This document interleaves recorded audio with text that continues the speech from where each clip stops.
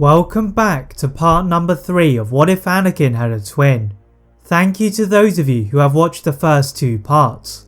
If you have not watched those videos or are not subscribed, make sure you do those first before watching this video. Sidious's former apprentice Maul, however, was far away from Coruscant, as seething with rage from being betrayed and abandoned, he headed back to his home planet of Dathomir, and entering the village of the Night Sisters, he found Mother Talzin awaiting his arrival.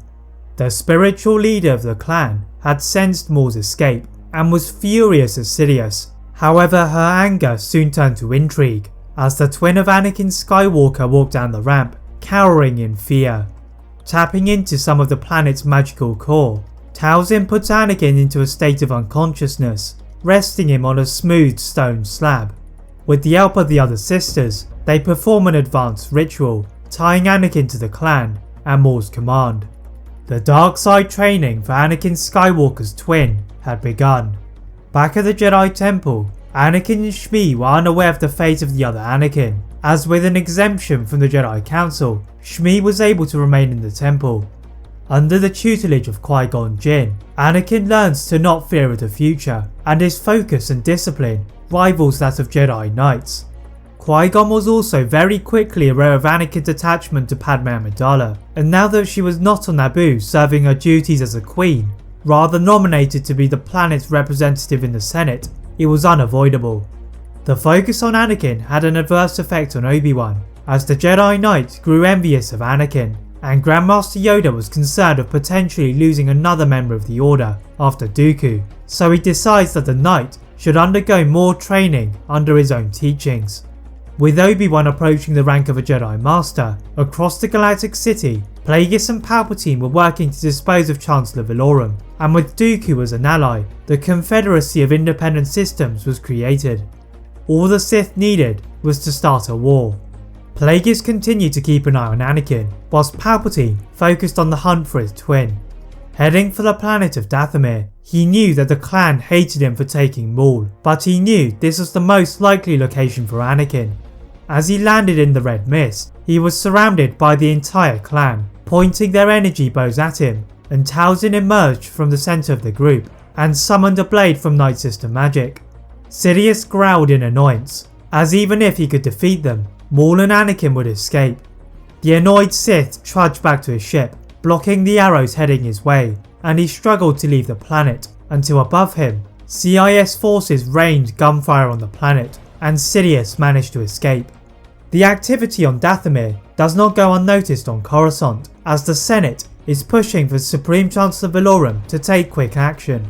Much to the disappointment of Palpatine, Valorum chooses to enable the Military Creation Act, something that the Sith had planned since the Battle of Naboo, but as he was not the Supreme Chancellor, Valorum would have to be dealt with later. Plagueis and Palpatine ordered Dooku to move his separatist forces from above Dathomir, as they did not want an alliance to take place between the Night Sisters and the Jedi, but they were too late, as the newly drafted Republic forces intercepted Dooku's ship just outside of the planet of Mandalore. In the Jedi Temple, its inhabitants had received the news of the attack on Dathomir from Dooku's forces, and even though they wanted to maintain peace, war was an inevitability. The Jedi deploy a fleet of Acclamator-class transgalactic military assault ships led by General Mace Windu. On the surface below, Obi-Wan reluctantly led the ground assault with Qui-Gon, as he knew that Mandalore was still recovering from the damage caused by the Civil War, and Duchess's team was opposed to all forms of violence.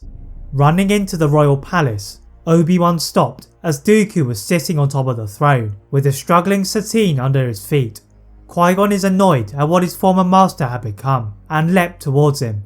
Dooku sidestepped the attack, as Satine was freed by Obi-Wan, and escorted out by the new clone troopers.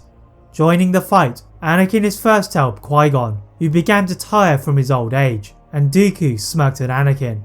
The Jedi Knight exudes calmness from the teachings of Qui-Gon, until Dooku revealed that Anakin had a twin. Anakin is distracted for a small moment, and pushed back by Dooku's force-lightning attack, leaving just Obi-Wan.